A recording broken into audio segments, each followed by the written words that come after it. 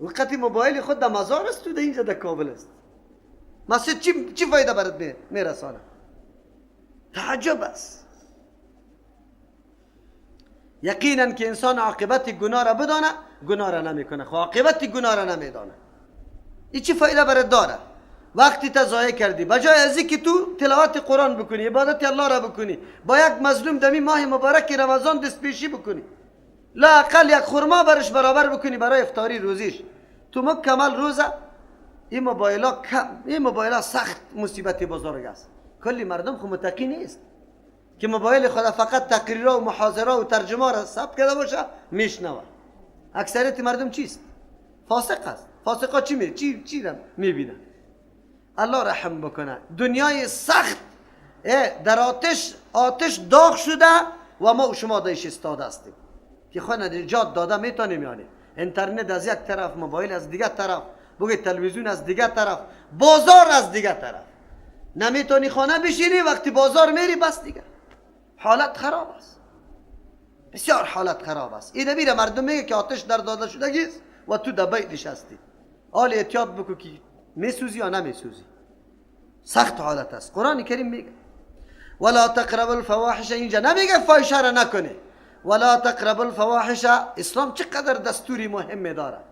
نزدیک نشوید در فواحش، در کدام جایی که فاحشه خانه است، در کدام جایی که عیاشی فحاشی است، کارای بی حیایی است، نزدیک دو نشوی. نزدیک چرا که نزدیک شوی خامخا بخارش برات میرسه. عالی وظیفه دفتریگک داری. مامور صاحب اونجا قطر چیست؟ مامورک نشسته. ماموره نشسته. تا اونجا رخام یکم اجابه کو. چادریگک داشت اونجا کی رفت فرد دموچی چادری خدا لوله میکنه اونجا. عالی دیگه مذاق میکنه، ساجق میجوه. یکی با دیگه خندق است. یک دفعه چیزی کار داشتم، الله چند سال الله خیلی رحم سر ما کرده، محتاج به این دفترها نشدیم. الحمدلله الله ما را بیخی محتاج نکنه. دمی دفاتر یک دفتر رفته بودم، یک ساعت شما باور به الله بکنید من استاد بودم. این مامور و این دختر ما بین خود مذاق و خنده میکنه، کاری من خلاص نمیده. آخر گفتم چی را مردکه را، من گفتم مامور صاحب تو خبر داری که من از کجا آمدم چقدر؟ بره بیادرم از هر جای کی آمده. من گفتم مامور صاحب اینطور نمیشه. خب بود جا کسی را میشناختم الحمدلله، رئیس هم میشناختم، رئیس تعلیمات بود. پس رفتم خیرت است مامور صاحب تو کجا بودی؟ من گفتم ماشاءالله خب دفترها جور کردی، خب دیوانا جور کردی، دیوان و دفترتون خیلی خوب دفتر است. گفت چطور؟ من گفتم کار دمی فل فور انجام میده. گفت کار نکرده؟ من گفتم نه مذاق. تو برو یک دفعه. ناگهانی رفت. خب الحمدلله تربیابشان کرد. قطعه آذری دیدم فرقی سری از این مامور. اینمی تر میلرزید و دیگه دختره گینتر است. مرا میگه چی بلا کردی؟ من گفتم ماندنیت نیست. باشالی تو شما کار نکنی الله خیر بده. بیچاره وفات کرد. خب متدین انسان بود. خودشان در ریاست که می آمد اول ترجمه قرآن به می افراد میکرد، خودی که افراد نبود. اینی مشکلات ها فعلا است. نه معلم ما مسئول است، نه مامور ما مسئول است، نه دکاندار ما مسئول است، نه دریور ما مسئول است، نه کسبکار، نه آدمی عالی. امو کارگری که در چوک استاد است امو مسئول نیست. این دنیای دموکراسی و غرب که اینجا آمده در افغانستان و یک تعداد مردم که روزه میگیره. عجیب بس من حیران میمانم کدام مرد است که روزه گرفته لیکن زنش به می سویه به می حالت در بازار چکر میزنه؟ یا روزه دار است یا میگه که من مسلمان واقعی استم، پیش الله متعال باز گریان کنه که بله اطاعتی تا کردم. دختری در کجا بود؟ زنی در کجا بود؟ امروز خرید و فروش مردم میکنه زنا، ولی بازار مردم نمیتونه. چرا؟ خود زمینه را مساعد کردیم. خود ما برای معصیت، برای گناه. خود ما. زن میره در بازار کس سوال هم نمیکنه کجا رفته بودی، چی میکردی، چی نیاز داشتی، چی کار داشتی. زنی ما بودی یعنی که میرفتی اونجا مردم میدیدی تو چی میکردی. تعهد خو ختمه کردی، عقد ایجاب و قبول ختمه کردی، آیات تقوا در وقت عقد ایجاب و قبول بر ما خواندی، ولی کجا رفته بودی، چی میکردی. یک بازار، حتی منډه‌ای، همونجا که هیچ تو ضرورت نداشته باشی نمیتونی. این حالت هاست. چی است؟ چرا؟ حالا زن یا که چیخ میزنه که زن چرا عقل نمیده؟ مرادشان دیگه چیز نیست. زن میگه وظیفه را که گرفت پیسه را در دستش آمد، آلی تابع کی نیستن؟ شوهر نیست. پیسه کی خطش نباشه زن رفته میتونه؟ از خانه بیرون میتونه؟ نمیتونه. کرای راه نداره. آلی پیسه در جیبش است درش. تنها بازار نه این چکر رفته میتونه. چکرها میزنه. من نمیگم که بسیار خشونت سخت سر زن شد. در موقع ضرورت زن به تعلیم، به ترجمه، به درس دین، به خریداری بالکل سودا، اگر کس در خانه نباشه بالکل رفته میتونه. اما اسلام برای خود چی داره؟ چوکات و شرایط داره. برای آمدن زن برای خود چوکات و شرایط داره. با شرایط الحمدلله در ترجمه قرآن میاد خواهرها و زنها میاد کلشون چیسته؟ با حجاب الحمدلله. ما همین محترم که میگیریم به می خاطر که خواهر نمیتونه از خانه خود خیلی دور در جای بروه، بان که مسئول محترم از خانه خود میخیز الحمدلله و شکر خواهرای ما بکشه. همین خواهر بودنیتون سبب ازی شده که چیسته به ناز در موتر بالا میشی، میای ترجمه قرآن میشته پس در پیش خانهتون پایین میشه. شما مردار کسی کدام موتر براتون گرفته شده میتونه که یک خواهر خیلی ثروتمند باشه و یک برادری ما آنقدر غریب باشه که کرای راه هم نداشته باشه. من امیالی میدونم که در دوستای خود همین جمعیتور کسایی هستن که کرای راه هم قرض میکنن. خب اسلام چوکات داره برای خود، کسی را مورد تعرض قرار نمیده، به عزت و عفت نمیکنه. اینی نظام اسلام است. اینی نظام است. قرآن از خاطر میگه نزدیک نشوی، نزدیک ولا تقربوا الفواحش، نزدیک نشوی در کارهای بی حیایی. ما ظاهر او کارایی که ظاهر است آشکار است، من هزمی بی حیایی، و ما بطن او کارایی که پنهان است. ولا تقتلوا النفس، چرا توی کارا را میکنی؟ خب الله خبر داره. ولا تقتلوا النفس التي، قتل نکنی او نفسی را حرم الله که الله حرام کرده تعرض کردن به او نفس، الا بالحق، مگر به حق. اگر تعرض حق بود باز بعد از او را قتل کرده میتونه که سه چیز است. اگر در حالتی که زندار یا شوهردار باشه زنا بکنه سنگسار میشه، یا است که قاتل باشه قصاص میشه، یا مرتد باشه مرتد شوه او قتل میشه. این سه چی است؟ عثمان رضی الله عنه را که وقتی اوباشا سرش آمد قتل میکرد، چه گفت سعی کنی در اسلام از سه وجه قتل میشه: از زنا، از قتل ناحق، از ارتداد. گفت من حتی در زمان جاهلیتم الحمدلله زنا نکرده، اسلام خوب بگذار، قتل از پیشم نشده و مرتد از دین خود نیستم. لیکن اوباشا چی کردن؟ زد شهید کردن. امو بود که بعد از او دروازه چی؟ فتنه اعلان شد. ذالکم وصواکم به، این همی چیزایی که ذکر کرده شد احکامی است که تاکید یعنی احکامی است که الله امر میکنه تاکیدی بهی به انجامی احکام، به سر رساندن احکام. لعلکم تعقلون، به خاطر که شما از عقل کار بگیری، بفهمی بعد از او عمل نمایه، بفهمی که مخالفتی کارا خلاف عقلام است. عقلام درک میکنه که بله قتل کارای فاحشه زیاد شدن، همچنان اولاد قتل کردن، شرک کردن و پدر و مادر لحاظش نکردن، کلش خلاف عقل. گپاست عقل نفرت داره از اینطور گناه ها. ولا تقربوا مال الیتیم، نزدیک نشاید مال یتیم. مراد از پیش تصرف نکنید مال یتیم، الا بالتی، مگر به شیوه که هی احسن و خیلی بهتر باشه، یکی شرعا بهتر باشه که مالش ضایع نمیشه. حتی یبلغ اشده، تا که برسه یتیم به جوانی خوش، اشده به قوت و جوانی خود.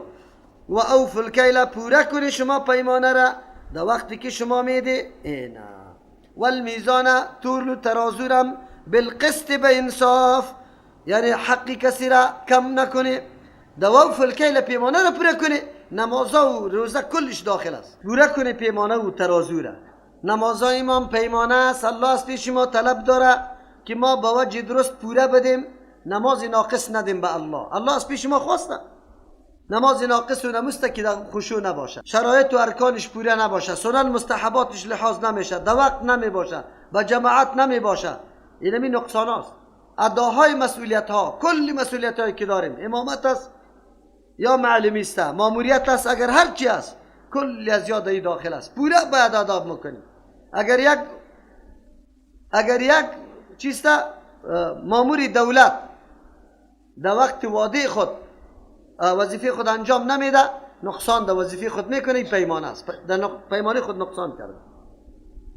لا نکلف نفسا الا وسعها، دو مطلب داره. لا نکلف نفسا، یک کسی ای فکر نکنه که قدر کارا الله بسیار سخت و دشوار امر کرده، از توان و طاقت ما بیرون است. نه، الله میگه لا نکلف، ما مکلف نکردیم نفسا یک نفسه الا وسعها، مگر به اندازه طاقت و توانش. پس کل احکامی که الله ما را مامور ساخته مطابق توان و طاقت ماست. از او خاطر کس نگوید، گله نکنه که خیلی دشوار است ما انجام نمیتونیم. یک مانا.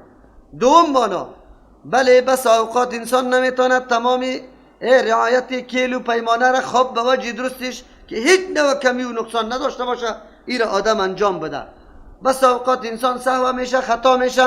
الله برات میگه تو مکلف به اندازه طاقتت هستی. لا نکلف نفسا، ما مکلف نکردیم نفسا الا وسعها، مگر به اندازه توانایی که در اختیارت است. در دایره امکاناتی که هست او را مراعات بکو، از امکانات که بیرون است در او گرفتار مؤاخذه نمیشه. و اذا قلتم فعدلوا، وقتی که شما بیان میکنه، بیان عادی تقریر و تبلیغ هم میکنه، فعدلوا، عدالت مراعات بکنه. عدالت در بیان و تقریر است، عدالت در بیان و تقریر است که از قرآن و حدیث سخن بگو، چیزایی که واقعیت داره او را بگوی، چیزای خیالی بی بنیاد بی اساس برای مردم بیان نکو. یا وقتی که بیان میکنه یعنی شهادت میده بالای کسی، بالکل شهادتی بالکل راست باشه، به عدالت باشه.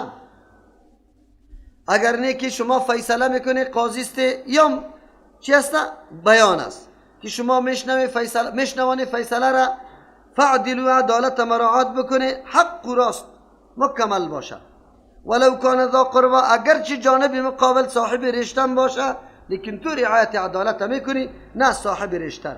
و به عهد الله، به پیمان الله اوفو، پورا کنه، تکمیل کنه پیمانای الله را در سر برسانه. پیمان الله چیست؟ پیمان الله تمام احکام الله کلش پیمان الله است. روزه، زکات، حج، نماز، کلی ازی پیمانای الله است.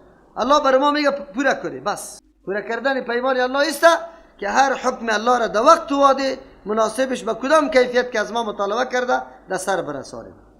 اینی را پورا کردن پیمان الله میگه. ذالکم وصواکم به، اینمی احکامی که قبلا تیر شد حکم محکم میکنه به به حکم الله متعال شما را، لعلکم تذکرون، به خاطر که شما نصیحت بپذیره، پرهیز کنه از او کاری که الله منع کرده. یعنی فایده و ثمرش است. و ان هذا صراطی، اینمی نظام اسلام و احکام صراطی راهیم است. پیغمبر علیه السلام الله میگه که اینمی راهیم است، یعنی کدام راهی که مردم طرفش دعوت میدم، مستقیما که بالکل برابر است، کجی کوری نداره. فاتبعوا، شما تابعداری اینمی را بکنه. یعنی اینمی که مراد از پیش اسلام چی است؟ احکام اسلام است.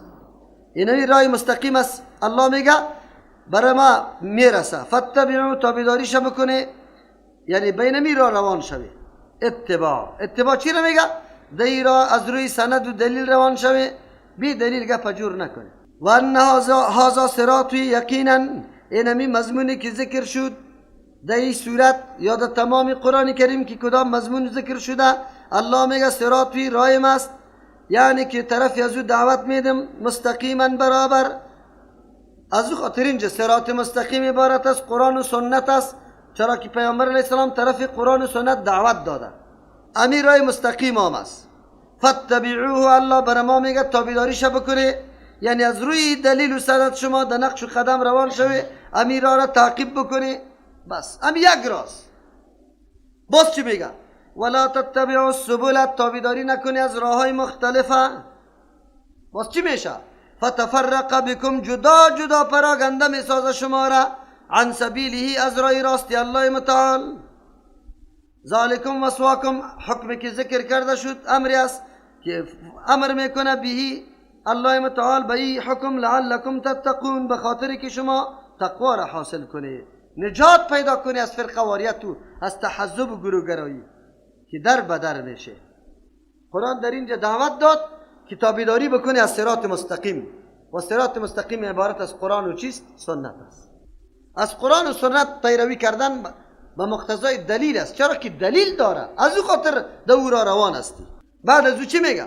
ولا تتبعوا، شما تابعداری نکنی از سبل، از راههای مختلفه، فتفرق، پس جدا میکنه، فتفرق جدا میکنه این راه ها شما را، راه های مختلف شما را از راه حقیقی جدا میکنه، عن سبیلی، از راه الله جدا میکنه.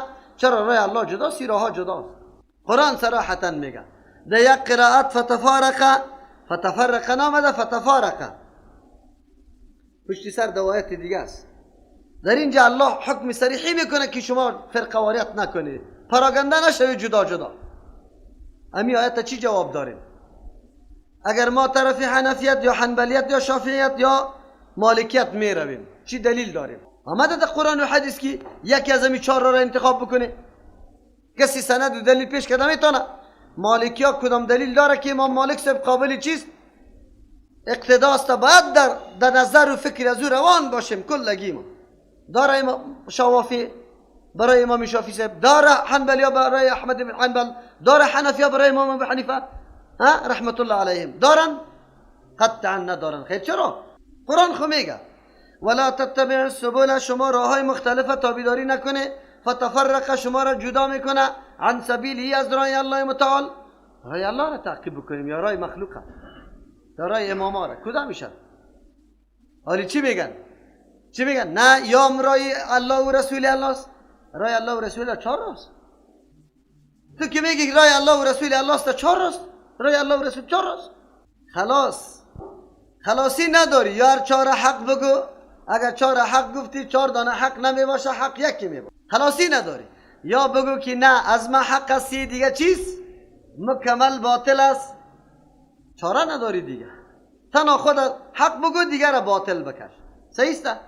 آلی باطل هم گفته نمیتونی. چرا؟ به خاطری که هر مذهب استدلال از قرآن و حدیث داره یا نداره؟ داره. از او خاطر باطل گفته نمیتونه. خیر خوب شد. کدام استدلالی که از قرآن و حدیث مذهبی دیگه گرفته و او از قرآن و حدیث هم استدلال است، او را پرزی دین میدانیم یا نمیدانیم؟ پرزی دین میدانیم؟ خیر مذهبی تو که اونمو استدلال داشت نیسته، دینی تو چی؟ تو ناقص شدی. کدام استدلالی که از قرآن و حدیث تو داری او فرقه نداره، آلی دیگه او ایخو حق است. پس او فرقه چی شد؟ اینمی قدر استدلال قرآنی و حدیثی تو چی شد؟ دوجا موجود نیسته. پس معلوم شد که دینی از او ناقص شد. همین طور است؟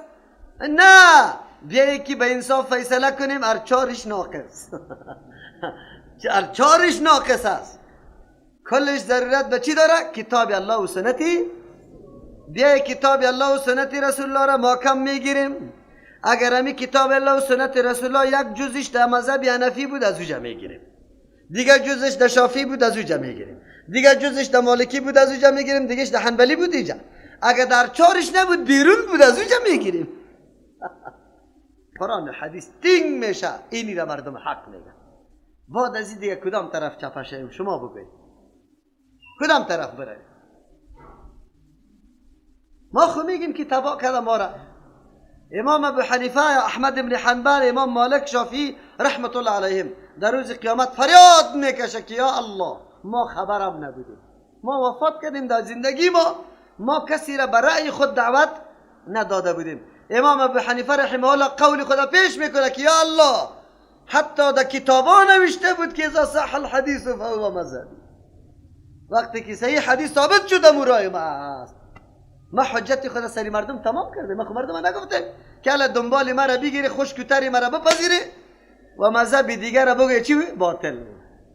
ابو تر گفتن خوب مولوی صاحب، یک مولوی صاحب خوب مشهور عالم است، قناعت نمیکرد. من گفتم بیار فتاوی شامی را تا کدم جلد اول همی بخشی رسم المفتیشه. اونجا چی میگه؟ مذهبنا صواب یحتمل الخطا. مذهبی ما درست است، احتمالی چی داره؟ و مذهب مخالفنا خطا. مذهب مخالف ما چیز؟ یحتمل الصواب. خطا است که احتمال صواب داره. بیا ما گفتم اونجا میگی چهار مذهب حق است، اویجا کتابی طور میگه کدامش قبول کنیم؟ نمیشه.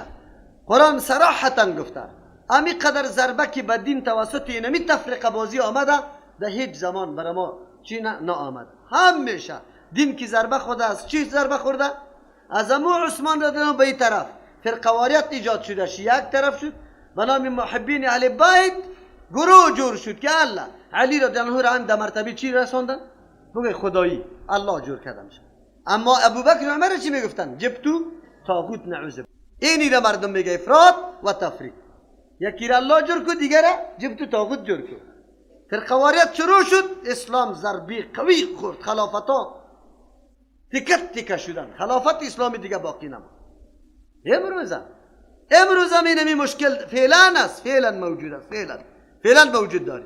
دمی افغانستان مسئله شیعه و سنی چقدر داغ است، چقدر داغ است. هر قدر که دولت کوشش میکنه که فرقواریت دامن زده نشود، لیکن حتما دامن زده میشه. چرا دامن زده میشه؟ به خاطری که اگر یک سنی در یک مصر میموره، وزیر سنی ما میره در سرک خو میکنه که چرا سنی در کجا وفات کرده؟ در مصر. اما اگر در سوریه شیعه بموره، اینجا دیگه همی سنی خدا آرام میگیره، هیچ نمیکنه. فرقواریت شد یا نشد؟ این فرقواریت است. در سوریه که مخلوق کشته میشه از دستی طاغوت بزرگ بشار اسد، کس در رسانه هم گپ زده نمیتونه، در رسانه که خونوار جاری است. اما اگر شیعه مده نه در کویته، اگر شیعه مده کویته شهید میشه، به اصطلاح از یا خلاص دیگه آلی دیگه خیمه را بزن، اعتصاب اعلان کنیم. فرقواریت چی را میگه؟ فرقواریت اینمی فرقواریت است. اسلام خو یک اسلام، اگر اسلام میپنداری درد کلگی یکسان باید باشه. افسوس است ما را تباه کرده. قرآن بر ما میگه ولا تتبعوا السبل، راه یک راست، راه کتاب الله سنت رسول الله است. دین در کتاب الله و سنت رسول الله مکمل تشریح شده. اینمی راه مستقیم است که الله بار بار بیان میکنه. الله بر ما میگه ولا تتبعوا السبل، شما تابعداری راههای مختلف نکنه، فتفرق شما را جدا میکنه بکم عن سبیله، از راه الله و رسولش. دیگه طرف میره. ذالکم وصواکم، اینمی احکام، اینمی مضامینی که در اینجا ذکر شد، احکامی است که وصواکم امر میکنه الله شما را، امر محکم بهی به چیز لعلکم تتقون، به خاطر که شما تقوا اختیار کنه، خدا نگاه کنه، از پراگنده شدن از فرقواریت خدا نگاه کنه. ثم آتینا موسی الکتاب، بعد از دادیم به موسی علیه السلام کتاب تماما، کتاب دادیم تماما یعنی برای تمام کردن نعمت خود، یا تماما دادیم کتاب که کامل بود از هر نگاه، تمام نیازهای مسائل اینمی بنی اسرائیل در اون کتاب حل شده بود. علی الذی، بالای کسی احسن. خب ثم آتینا موسی الکتاب، باز دادیم به موسی علیه السلام کتاب تماما علی الذی که کامل بود، به او وجه یا به او رایی که احسن خیلی زیبا بود، یعنی به این طور طریقه او را کامل ساخته بودیم کتاب که خیلی نیک و بهتر بود. یک و تفصیلا لکل شیء، بیان کننده تفصیل کننده برای تمام چیزا، یعنی چیزایی که ضروری دین است مکمل در او تفصیل شده بود. و هدن، مکمل برنامه هدایت بود، برنامه راهیابی بود. و رحمتا، ذریعه رحمت بود در صورتی که عمل سرش میشد. چرا دادم؟ لعلهم بلقاء ربهم یؤمنون، به خاطر که به ملاقات پروردگارشان یا عقیده بکنن. قرآن عقیده آخرت قوی میسازد انسان، و این عقیده آخرت بعد در وجود پیدا شود. چرا؟ عقیده آخرت انسان درست میسازه. حالی هیچ تعرض به حق کسی نمیکنی، به خاطر که میفهمی که به امر الله روبرو میشوم. پس الله متعال در اینجا بیان میکنه که الله پیغمبر و کتاب خدا به این خاطر روان میکنه که مردم از او منفعت بالا بکنه، راهنمای مردم باشه، ذریعه رحمت برکت الله متعال شوه. وقتی سرش عمل میکنه و بیان کننده برای مردم طور شوه که او خیلی زیبا باشه. قرآن چقدر به زیبایی امی موضوع شرک آنقدر به زیبایی بیان کرده، گاهی به مثال، گاهی به امر، گاهی به نهی، گاهی به چیسته بگوی به وعید، گاهی به وعد، رقم پهلو به پهلوی را بیان میکنه تا که انسان درک بکنه حقیقت. اما انسان است که پشتی گپا نمیگرده، حقیقت درک کردن نمیتونه. سبحان ربك رب العزة عما يصفون وسلام على المرسلين والحمد لله رب العالمين.